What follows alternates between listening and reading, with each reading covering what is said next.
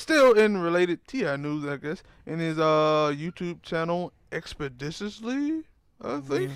he had his old lady Tiny up there in for I guess talk about their marriage and stuff. I still haven't watched the full interview, but I caught some parts of it, and the part that sticks out, or at least got the people talking, was the part about Tiny talking about I think it was Phaedra's mother because they was in the group Escape, right? Mm-hmm. Her, Phaedra, and another girl, and that I think when she was 15, Phaedra's mother told her that when you get married, or you may be in something like that, when you may be in love with a dude, but you don't get married because of love. You get married because of security. Mm-hmm. And T.I. was like, wow, okay.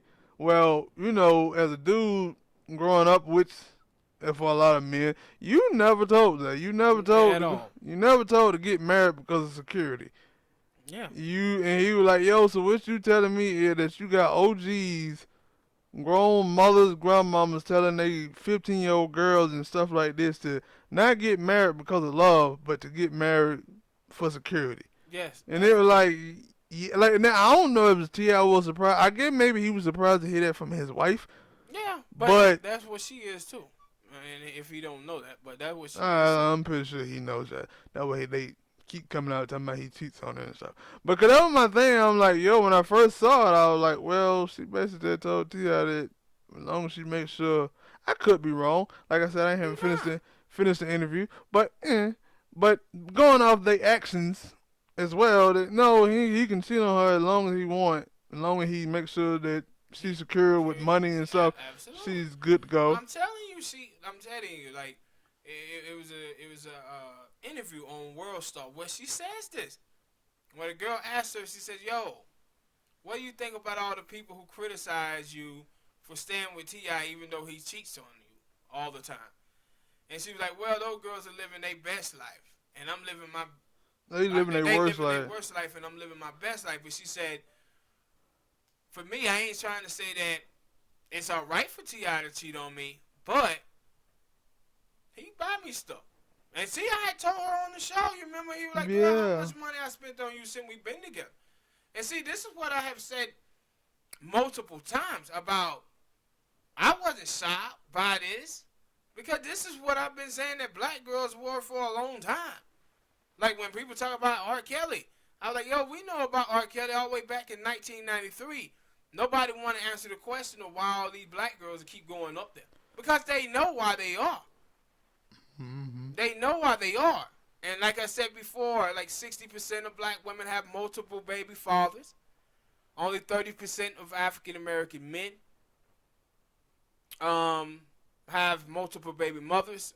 Like 68% of young black males under age or younger age don't have any children from previous relationship or current.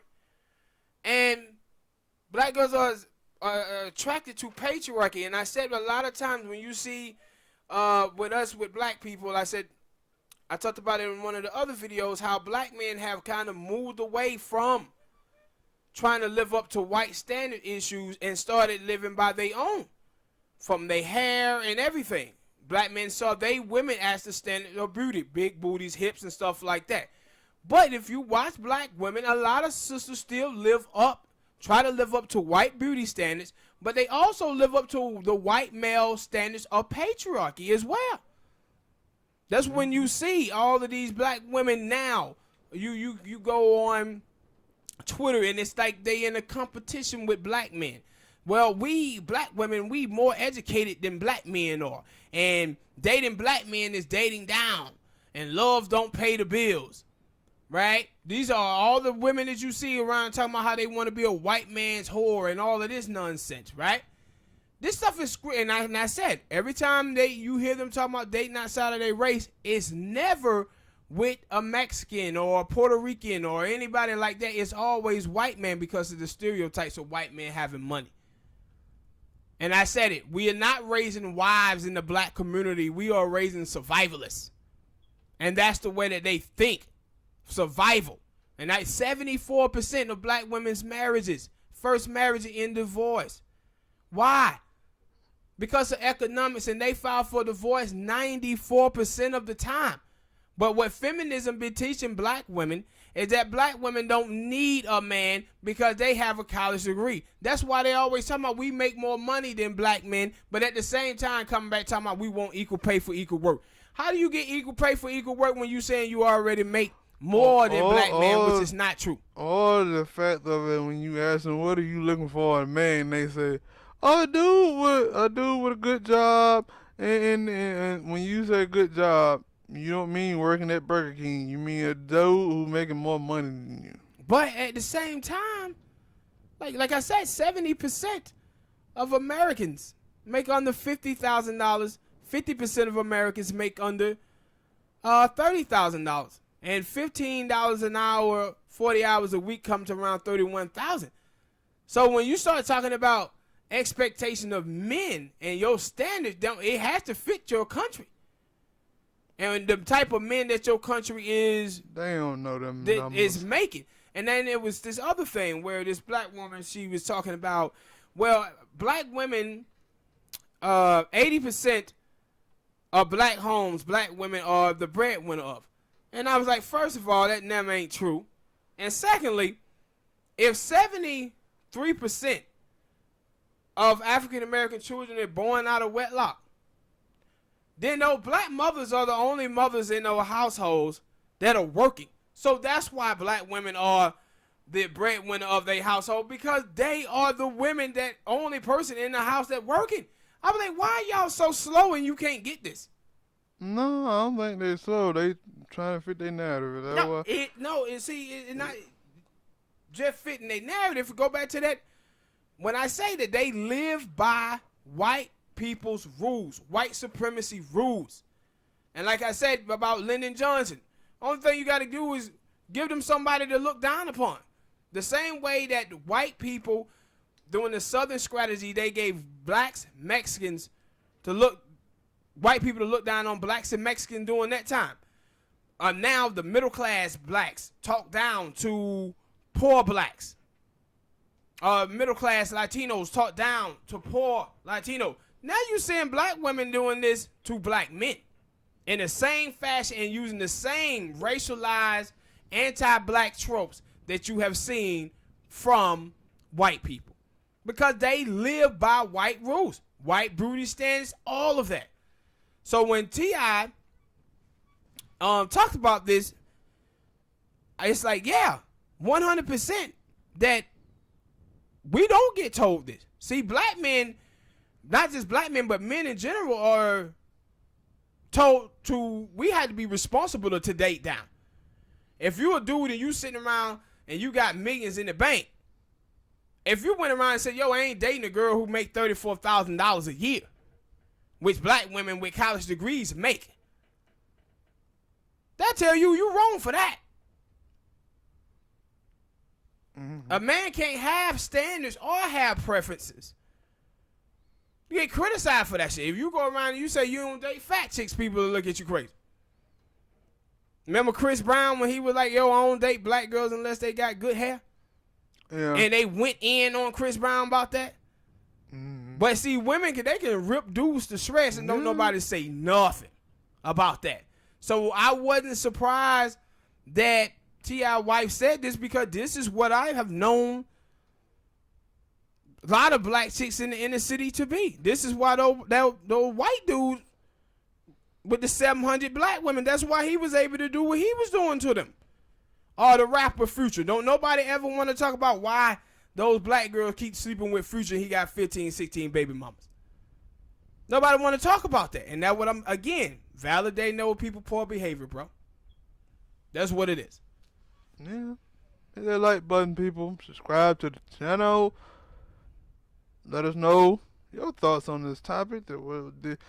If you're a woman, you're a black woman on this channel and on this, your grandmama, mama, auntie, gram, whatever you call them, have they told you that same thing?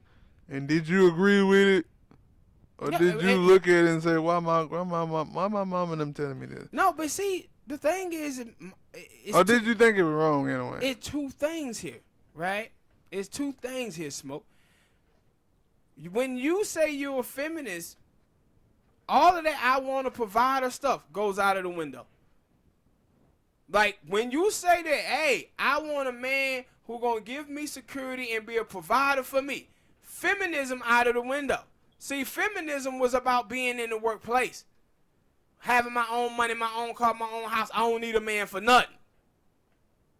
Right? So what you see is with these women, they in and out of feminism. They want to have their cake and eat it too. So now that you got more women in the workforce, they want equal rights, equal pay, but they don't want equal responsibility and equal accountability that men have to carry. So men have to carry that weight as being providers. But if a man is living with his girl, they'll get killed by women and men to kill him if a dude was living off his girlfriend. But in this society, it's perfectly fine for a woman to live off a dude. And the reason, but the thing is, it changed once women decided that they want to be in the workforce and get college degrees and all of this stuff too. It was supposed to change. Yeah, because guess what? It's just like bringing in the immigrants.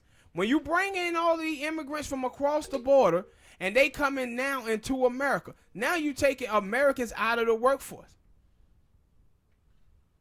Out of the workforce. But could you imagine all the Mexican coming in and getting jobs and stuff and being like, yo, I don't want to pay taxes to help the people that's around it that I was just taking jobs for. I don't want to pay my taxes. I don't have to live by the same rules that they lived by. But that's basically what you see with some women, is that they don't want to live by the rules that men have to live by. That's what I said with the WNBA. They cried all those years about wanting the WNBA, wanting the league, but then once they get it, none of the females watch the sport. More black men watch it than anything.